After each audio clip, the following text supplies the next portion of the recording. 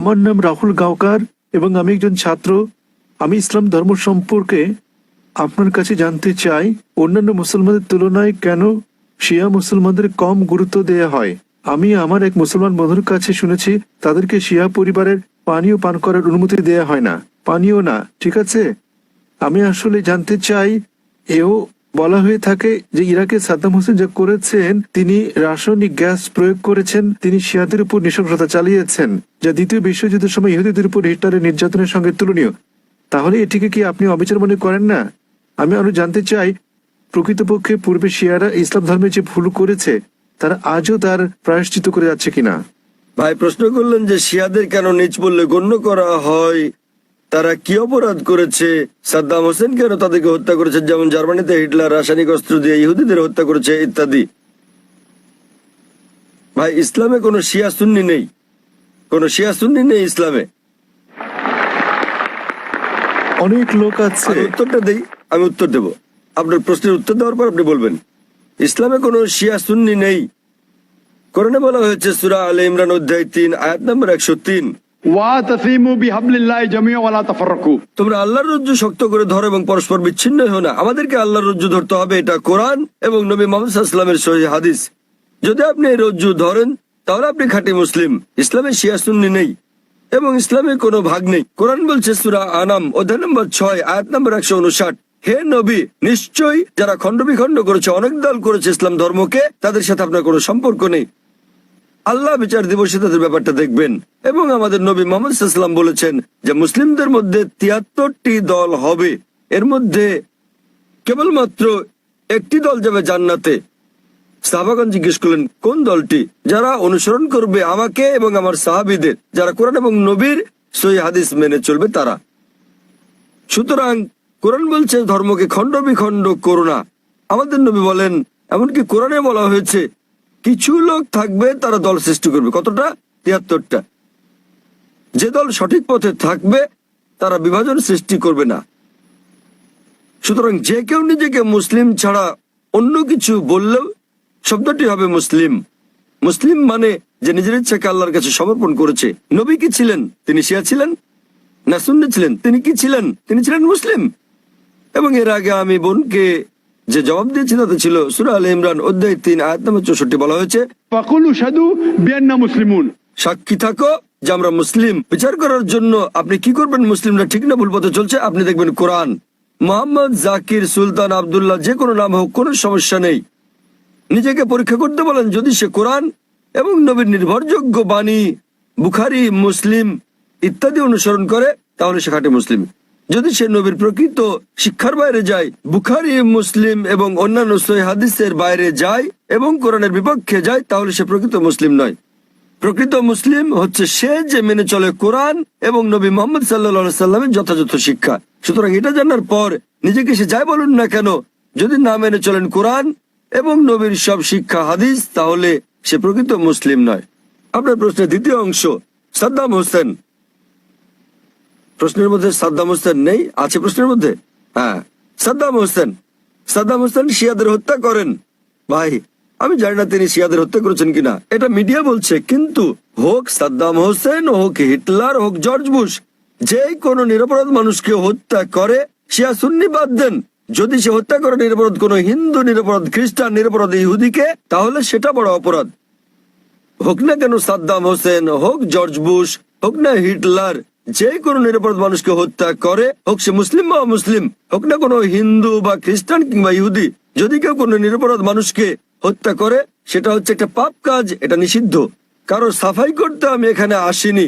তাতে হোক তার নাম জর্জ বুশ, হিটলার, সুলতান, আব্দুল্লাহ, টম, ডিক, হ্যারি বা যে কেউ, যে কোনো নির্দোষ মানুষকে হত্যা করা সবার জন্য নিষিদ্ধ। আশা করি উত্তরটা পেয়েছেন। স্যার, তার মানে আপনি বলতে চান আমাদের শিয়া সুন্নি কিংবা বহুরি মুসলিমে বিশ্বাস করা উচিত? আমি তা বলছি না। কোরআন কোন শিয়া সুন্নি নেই কোরআনে। অনেক মসজিদ আছে, অনেক মসজিদ। তাহলে আপনি তাদেরকে বলেন, তাদের জিজ্ঞেস করেন শিয়া কথাটা কোথায় আছে কোরআনে, তাকে জিজ্ঞেস করেন বহুরি কোথায় আছে কোরআনে। স্যার এটা আমার কলেজ বান্দ্রায় স্যার আমি অধ্যয়ন করছি। সুতরাং তারা মেনে চলছে না। আপনাকে যা করতে হবে তা হচ্ছে তাদের জিজ্ঞেস করেন তারা কি মুহাম্মদ সাল্লাল্লাহু আলাইহি সাল্লামের শিক্ষা অনুসরণ করে চলছে, তারা কি আল্লাহ সুবহানাহু ওয়া তাআলার শিক্ষা অনুসরণ করছে। আল্লাহ কোরআনে বলেছেন সূরা আনাম অধ্যায় নম্বর 6 আয়াত নম্বর 159, যারা সৃষ্টি করেছে বিভক্তি ইসলাম ধর্মে তাদেরকে আপনার কিছু করার নেই। ইসলাম ধর্মে বিভক্তি সৃষ্টি করা এটা হচ্ছে হারাম। তো ভালো মুসলমান হতে হলে আপনাকে আল্লাহর রজ্জু শক্ত করে ধরতে হবে, এটা বলা আছে কোরআনে। সুতরাং কাউকে আব্দুল্লাহ, সুলতান এরকম নামে ডাকলেই সে জান্নাতে যেতে পারবে না, বরং সেজন্য স্রষ্টা সর্বশক্তিমান আল্লাহর নির্দেশ পালন এবং নবী মুহাম্মদ সাল্লাল্লাহু আলাইহি সাল্লামের শিক্ষা অনুসরণ করতে হবে। ভাই আপনাকে একটা প্রশ্ন করি, একটা প্রশ্ন, আপনি শিয়া সুন্নি নিয়ে খুবই উদ্বিগ্ন, জানতে চাচ্ছি সেটা কেন? স্যার অনেক কিছু আমার বন্ধুরা, না না, আপনি কি ইসলাম কবুল করতে চান? তারপরে কোন দলে যাবেন ভাবছেন? স্যার আমি মানে আমি আপনাকে জিজ্ঞেস করছি, জি আপনি কি ইসলাম কবুল করতে চান আর ভাবছেন শিয়া না সুন্নিতে যোগ দেবেন? তাই স্যার না, না, আমি ইসলাম কবুল করতে চাচ্ছেন না। স্যার এখানে অনেক ধর্ম আছে, ইসলাম ধর্মের অনেক ভাগ আছে।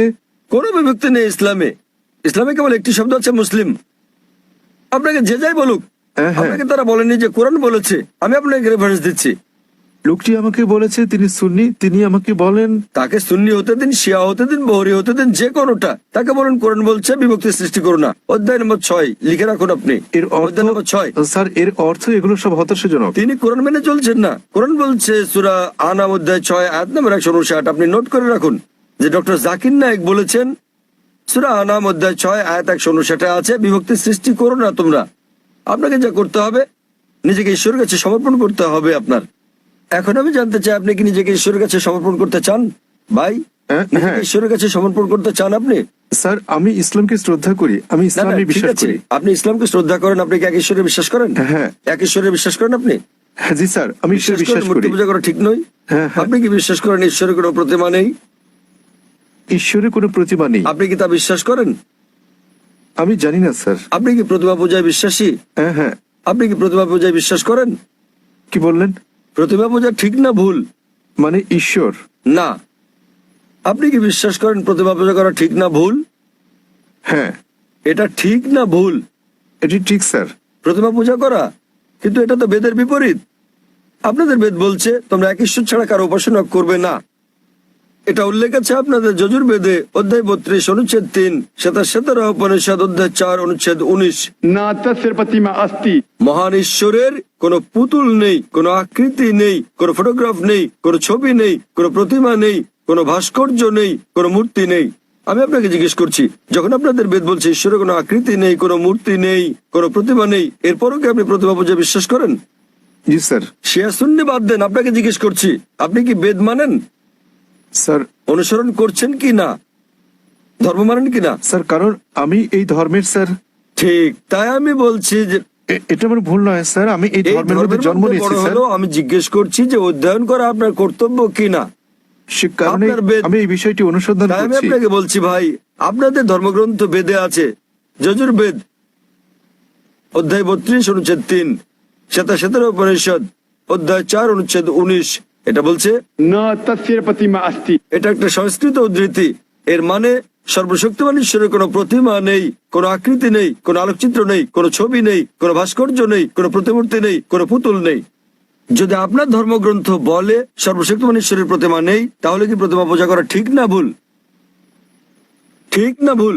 ঠিক বেঠিক ঠিক করার মতো এত বড় ব্যক্তি আমি নই স্যার। না না, আপনার ধর্মগ্রন্থ বলছে ঈশ্বরের কোনো আকৃতি নেই, কোনো প্রতিমা নেই, কোনো মূর্তি নেই, কোনো ছবি নেই, তথাপি ঈশ্বরের মূর্তি করা ঠিক না ভুল? কেন আমার পূর্ববর্তী ব্যক্তিগণ মানে আমার পূর্বসূরীরা কেন এই কাজ করেছে স্যার? স্যার আমি তাদের দোষ দিতে জি? পারি না। আমার পূর্বসূরীরা, আমার পূর্বে হিন্দু ধর্মের লোকের এটা করেছে স্যার। স্যার আমি তাদের দোষ দিতে আমি পারি না। হিন্দুদের প্রশ্ন করছি না, আমি আপনাকে জিজ্ঞেস করছি আপনার ধর্মগ্রন্থ, আপনার ধর্মের সবচেয়ে গ্রহণযোগ্য গ্রন্থ কোনটি? আপনি জানেন না? কি আপনি স্যার? কি জানেন আপনার ধর্মের সর্বশ্রেষ্ঠ গ্রন্থ কোনটি? স্যার এটা মানে হচ্ছে বেদ। হ্যাঁ তাহলে আপনি দেখেন আমার ভিডিও ক্যাসেট ইসলাম ও হিন্দু ধর্মের সাদৃশ্য সমূহ। আমি অনুরোধ করছি ভলান্টিয়ারদের তাকে একটা ইসলাম ও হিন্দু ধর্মের সাদৃশ্য নামে ডিভিডি দেওয়ার জন্য। আপনার কোনো প্রশ্ন থাকলে আমার সঙ্গে সাক্ষাৎ করতে পারেন, ইনশাল্লাহ আপনার সন্দেহ দূর হবে। আর আমি আপনাকে অনুরোধ করব এটা পড়ুন, বুঝুন এবং সঠিক শান্তি খুঁজে নিন। স্যার শেষ কথা আমি আপনাকে জিজ্ঞেস করতে চাই স্যার, মানে আমাদেরকে এসব বিশ্বাস করলে হবে না যে ইসলামে অনেক বিভক্তি আছে যেমন শিয়া সুন্নি, এগুলো আমাদের বিশ্বাস করা উচিত নয়, আমাদের কেবল কোরআনে বিশ্বাস করা উচিত। কোরআন এবং নবীর সহিহ হাদিস ব্যাস। যে কোনো আলেম যায় বলুন, কোরআন বলছে সূরা নিসা অধ্যায় 4 আয়াত নম্বর 59, अतिउल्लाह अतिउर रसूल। আল্লাহ ও তার রাসূলকে মানো এবং অতঃপর তোমাদের মধ্যে যারা আদেশ দানের কর্তৃত্ব প্রাপ্ত, যাদেরকে এই কাজের দায়িত্ব দেওয়া হয়েছে তাদের, অর্থাৎ আপনাকে আল্লাহ এবং সর্বশক্তিমান ঈশ্বর, তার রাসূল এবং জ্ঞানী ব্যক্তিদের মান্য করতে হবে। কিন্তু আয়াতটা এখানেই শেষ হয়নি। আরো বলা হয়েছে যদি তারা কোনো বিষয়ে একমত হতে না পারে তো আল্লাহ তার রাসূলের উপর ছেড়ে দাও। যদি কেউ আপনাকে কিছু বলে আপনি তা কোরআন এবং সহিহ হাদিস দিয়ে যাচাই করুন সেটা ঠিক না ভুল। এ কারণে যে কোনো আলেম যাই বলুক না কেন তার কোনো মূল্য নেই ইসলামে। স্যার, সেখানে আমাদের বিষয় হচ্ছে আল্লাহ সর্বশক্তিমান ঈশ্বর এবং তার বার্তাবাহক। কোন আলেম কিছু বললে তা যদি কোরআন এবং সহিহ হাদিসের সঙ্গে মিলে তো আমরা গ্রহণ করি, আর যদি কোরআন হাদিসের বিপরীতে হয় তা প্রত্যাখ্যান করি।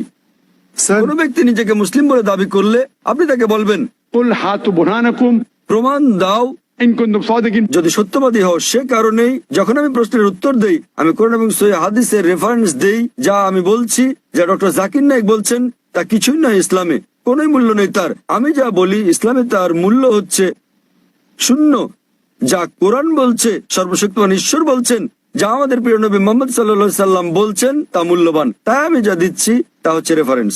যারা জানেন না আমি তাদের রেফারেন্স দিচ্ছি। আমার উত্তরের ভিত্তি কোরআনের বিভিন্ন আয়াতের শিক্ষা, আমার জবাবের ভিত্তি নবীর বাণী, সহিহ বুখারী খণ্ড নাম্বার ইত্যাদি প্রমাণ হিসেবে। সুতরাং তারা যা বলেন তার মূল্য আছে, আমি যা বলি মূল্য নেই। আশা করি উত্তরটা পেয়েছেন।